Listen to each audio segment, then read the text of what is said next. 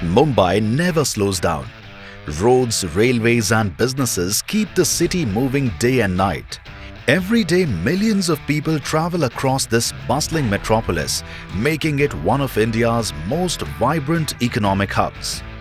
Building a bullet train corridor through such a dynamic city requires a solution that complements its rhythm, not disrupts it.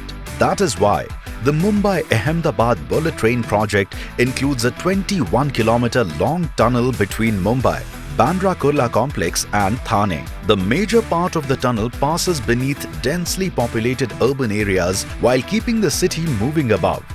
The tunnel alignment has also minimized footprint in environmentally important areas. Out of the 21-kilometer long tunnel, 5 kilometers of the tunnel has already been excavated using the NATM. Now, with the successful assembly of the tunnel boring machines, excavation of the remaining 16 kilometers has begun, marking a major milestone in the construction of the Mumbai-Ahmedabad Bullet Train Project.